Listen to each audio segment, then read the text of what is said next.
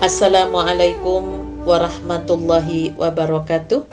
A'udzubillahi minasyaitonirrajim. Bismillahirrahmanirrahim. Alhamdulillahilladzi anzala sakinata fi qulubil mu'minina liyazdadu imanan ma'a imanihim. Walillahi junudus samawati wal ard wa kana Allahu aliman hakima. Asyhadu an la ilaha illallah wahdahu la syarikalah wa asyhadu anna Muhammadan abduhu wa rasuluhu la nabiyya ba'dah. Qala Allah ta'ala fil kitabil karim, a'udzu billahi minasyaitonir rajim. Am hasibtum an tadkhulul jannata walamma ya'lamillahu alladhina jahadu minkum wa ya'lamas sabirin. Walaqad kuntum tamannawnal mauta min qabli an talqaw faqad ra'aitumuhu wa antum tanzurun. Apakah kamu mengira bahwa kamu akan masuk surga padahal belum nyata bagi Allah orang-orang yang berjihad di antara kalian, dan belum nyata orang-orang yang sabar? Sesungguhnya kamu mengharapkan mati syahid sebelum kamu menghadapinya. Sungguh kamu telah melihatnya dan kamu menyaksikannya.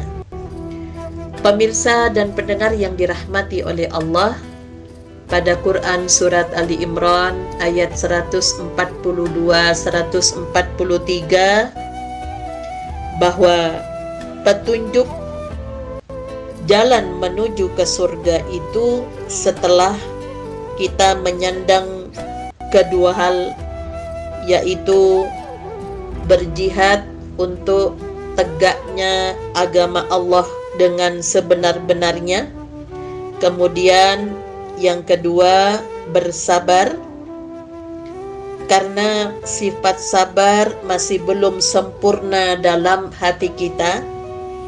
Maka antara perjuangan menegakkan agama Allah dengan sabar, karena manusia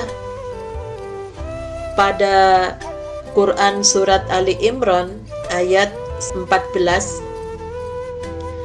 betapa cintanya kepada harta yang begitu berlebihan, sehingga lupa bahwa dalam perjuangan itu memerlukan modal. Wajahidu fi sabilillahi bi amwalikum wa anfusikum. Orang berjuang di jalan Allah itu membutuhkan modal biaya, yaitu harta dan jiwa. Mentalitas kita seringkali diuji kesabaran kita ketika harus mengeluarkan harta.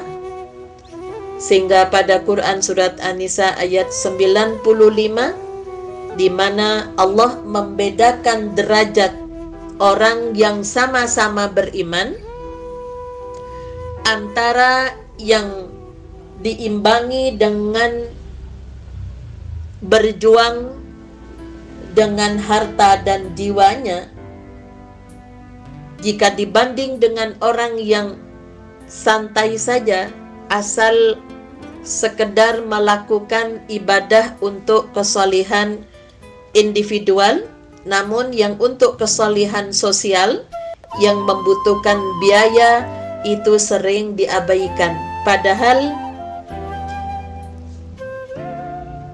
kalimat aqimus shalah wa atuz zakah itu selalu bergandengan. Artinya orang yang salat, setelah salat perlu menyelamatkan kiri kanannya, yaitu dengan zakat. Maka orang yang telah diberi oleh Allah karunia berupa harta, kemudian tidak mengeluarkannya di jalan Allah, padahal di dalam perjuangan itu ada anjuran untuk mengorbankan harta benda di dalam menegakkan agama Allah. Sebagaimana firman Allah pada Quran surat Ali Imran ayat 180, "Wala yahsabanna alladhina yabkhaluna bima atahumullahu min fadlihi huwa khairan lahum bal huwa syarrul lahum. Sayutawwaquna ma bakhilu bihi yaumal qiyamati walillahi mirasus samawati wal ardi wallahu bima ta'maluna khabir." Sekali-kali janganlah orang yang bakhil dengan harta yang Allah berikan kepada mereka dari karunia-Nya menyangka bahwa kebakhilan itu baik bagi mereka. Sebenarnya kebakhilan itu adalah buruk bagi mereka, karena harta yang mereka bakhilkan itu akan dikalungkan kelak di lehernya di hari kiamat, dan kepunyaan Allah lah segala warisan, artinya yang ada di langit dan di bumi, dan Allah mengetahui apa yang kamu kerjakan. Ayat ini kalau kita kaitkan dengan surat At-Taubah ayat 35 terkait dengan peringatan Allah yang ada kesamaan, yauma yuhma 'alaiha fi nari jahannama fatukwa biha jibahuhum wa junubuhum wa duhuruhum hadza ma kanastum li anfusikum fadzuqu ma kuntum taknizun. Ingatlah pada hari ketika emas dan perak dipanaskan dalam neraka jahanam, lalu dengan itu disetrika dahi, lambung dan punggung mereka, seraya dikatakan kepada mereka, inilah harta bendamu yang kamu simpan untuk dirimu sendiri, maka rasakanlah akibat dari apa yang kamu simpan itu. Pemirsa dan pendengar yang dirahmati oleh Allah, kebanyakan kita masih menyangka bahwa apa yang kita bakhilkan itu baik untuk diri kita. Hal ini Rasulullah Sallallahu Alaihi Wasallam mengingatkan kepada kita umat Islam dalam hadis yang diriwayatkan oleh Imam Bukhari, Imam Nasa'i dari Abu Hurairah radhiyallahu an, "Man atahullahu malan falam yu'addihi zakatahu." Barang siapa dianugerahi harta benda oleh Allah, kemudian ia tidak menunaikan zakatnya, musilalahu syuja'un, maka ia akan dihadapkan pada seekor ular botak, aqra'alahu zabibatani, yang mempunyai 2 taring,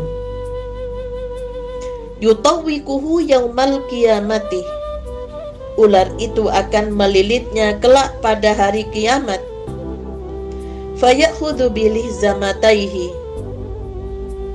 kemudian menggigitnya, yaqulu, seraya berkata, ana kanzuka, aku adalah hartamu, aku adalah simpananmu. Pemirsa dan pendengar yang dirahmati oleh Allah, maka berkaitan dengan kecintaan kepada harta benda sebagai ujian yang memang berat bagi kita, sebagaimana pada Quran surat Ali Imran ayat 14, memang cobaan berat kecintaan kepada harta, maka Allah Subhanahu wa taala pada Quran surat Ali Imran ayat 92-93 mengingatkan kepada kita, lan tanalul birra hatta tunfiqu mimma tuhibbun wa ma tunfiqu min syai'in fa innallaha bihi alim. Kamu sekali-kali tidak sampai kepada kebaktian yang sempurna sebelum kamu menafkahkan bagian harta yang kamu cintai. Dan apa saja yang kamu belanjakan, maka sesungguhnya Allah mengetahui. Jadi kata birrun, al-birru, kebaikan secara totalitas yang banyak dijelaskan oleh Allah, termasuk pada Quran surat Al-Baqarah 177 bahwa al-birru, kebaktian secara totalitas kepada Tuhannya yang terkait antara keimanan, keislaman, dan keihsanan, itu terpadu bagi orang-orang yang beriman, sehingga menurut Allah bahwa seseorang